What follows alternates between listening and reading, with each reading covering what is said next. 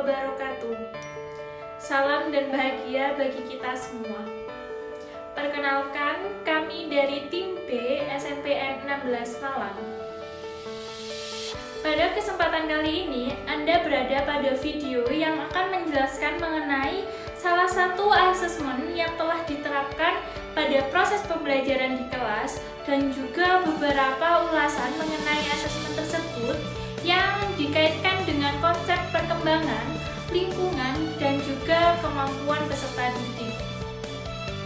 Asesmen yang kami ulas yakni asesmen pada mata pelajaran Ilmu Pengetahuan Alam kelas 7 fase D. Adapun capaian pembelajaran pada asesmen kali ini yaitu pada akhir fase D, peserta didik mampu melakukan klasifikasi makhluk hidup dan benda berdasarkan karakteristik yang diamati, mengidentifikasi sifat dan karakteristik zat, membedakan perubahan fisik dan kimia, serta memisahkan campuran sederhana. Adapun tujuan pembelajaran pada asesmen ini yaitu ada 3. Yang pertama, peserta didik mampu membandingkan partikel zat padat, cair, dan gas. Yang kedua, peserta didik mampu menerapkan konsep pergerakan partikel untuk menjelaskan fenomena yang terjadi di sekitar lingkungan. Dan yang ketiga, peserta didik mampu menginterpretasikan wujud zat pada suhu yang bervariasi berdasarkan data titik didih dan titik lalai. Adapun materi ajar atau topik pada asesmen ini yaitu wujud zat dan perubahannya. Selanjutnya, jenis asesmen yang digunakan kali ini adalah asesmen formatif. Terdapat 3 asesmen formatif yang digunakan. Yang pertama, tes diagnostik kognitif. Yang kedua, lembaga kerja peserta didik. Dan yang ketiga adalah penugasan. Adapun bentuk asesmen yang digunakan yaitu soal tertulis dan juga unjuk kerja.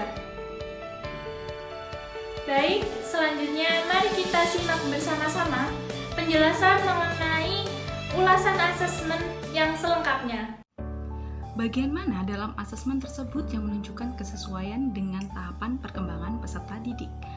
Jadi asesmen yang dilakukan sudah sesuai dengan perkembangan peserta didik karena peserta didik mampu membandingkan wujud benda yang ada di sekitar yang dapat dilihat dari hasil pengerjaan LKPD yang telah diberikan dan dikerjakan oleh peserta didik.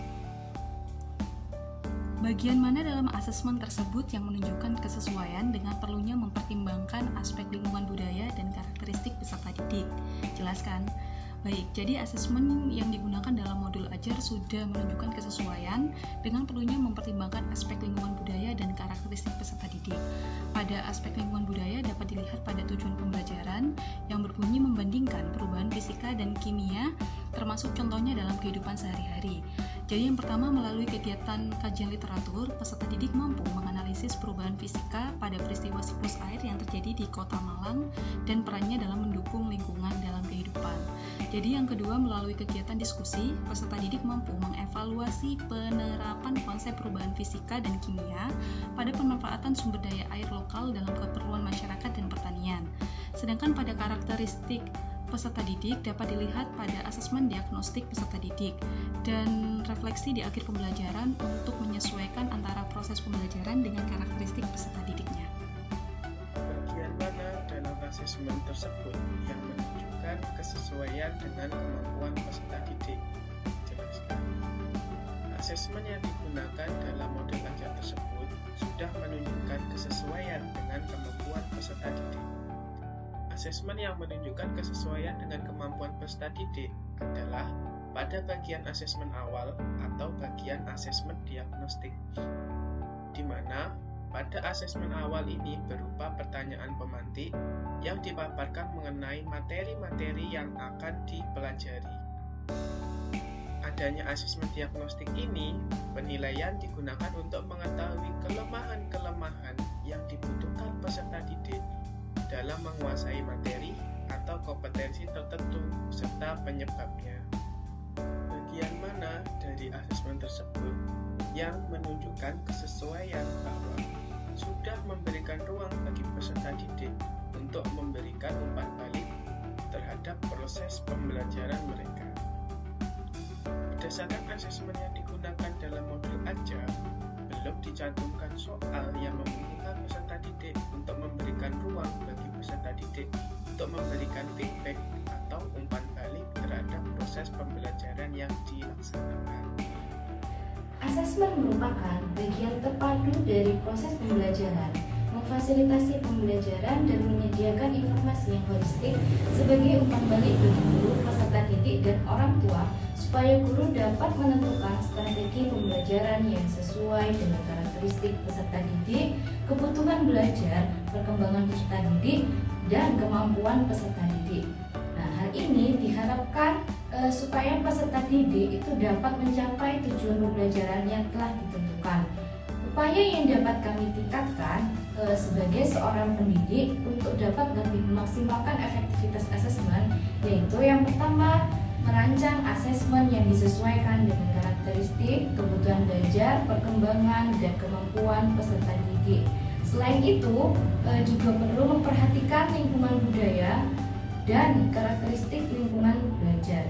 Hal ini supaya asesmen yang diberikan itu dapat lebih mudah dipahami dan dimengerti oleh peserta didik karena penggunaan istilah dan contoh kasus dalam asesmen sesuai dengan lingkungan dan budaya peserta didik.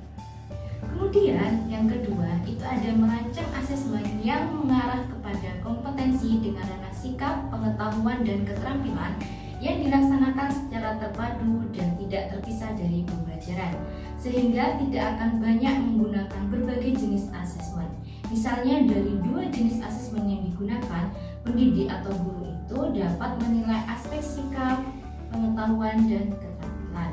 Kemudian yang ketiga yaitu meskipun peserta didik itu berada di kelas yang sama, namun bukan berarti bahwa kemampuannya juga berada di tingkatan yang sama.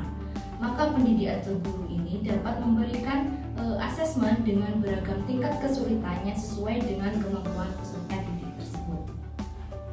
Langkah selanjutnya yang dapat digunakan untuk memaksimalkan efektivitas asesmen adalah dengan menyusun perencanaan asesmen yang lebih banyak menggunakan asesmen formatif. Dapat berupa asesmen S-learning maupun asesmen for learning daripada asesmen sumatif. Sehingga hal ini lebih mementingkan proses peserta didik untuk belajar, bukan hanya hasil akhirnya, atau hanya mengumpulkan nilai yang digunakan untuk mengisi rapor. Menyusun asesmen juga sebaiknya melibatkan peserta didik dalam penyusunannya, yang dapat dilakukan melalui penilaian diri atau self-assessment, penilaian antar teman atau peer assessment, refleksi diri, atau juga dapat berupa umpan balik antar teman atau disebut dengan peer feedback. Pendidik juga perlu mengkomunikasikan kepada peserta didik terkait dengan jenis, teknik, ataupun instrumen yang akan digunakan dalam proses pembelajaran. Hal ini diharapkan supaya peserta didik dapat mencapai kriteria yang terbaik sesuai dengan kemampuannya, sehingga tujuan pembelajaran akan tercapai. Langkah selanjutnya adalah menggunakan asesmen formatif dengan metode yang lebih sederhana, sehingga hasil umpan balik dari asesmen dapat diperoleh dengan cepat. Yang terakhir adalah apabila pendidik masih merasa membutuhkan konfirmasi ataupun informasi terkait hasil asesmen peserta didik, maka dapat melakukan asesmen sumatif, dapat berupa ulangan harian, penilaian tengah semester, atau penilaian akhir sekolah. Namun apabila guru atau pendidik sudah merasa bahwa data hasil asesmen selama 1 semester sudah mencukupi, maka asesmen sumatif tidak perlu dilakukan.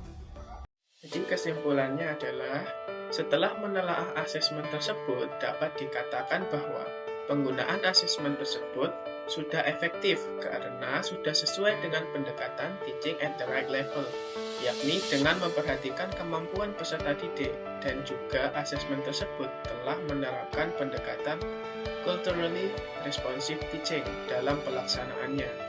Sebagai seorang guru, harus bisa memfasilitasi, menuntun, mengarahkan, menyediakan informasi, dan melakukan feedback kepada peserta didik dengan memaksimalkan penerapan asesmen, dengan memperhatikan tahapan perkembangan peserta didik, lingkungan budaya, karakter peserta didik, serta kemampuan peserta didik.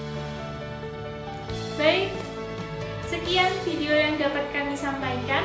Apabila ada kurang lebihnya, kami mohon maaf. Terima kasih atas perhatiannya. Sampai jumpa lagi di video selanjutnya. Wassalamualaikum warahmatullahi wabarakatuh.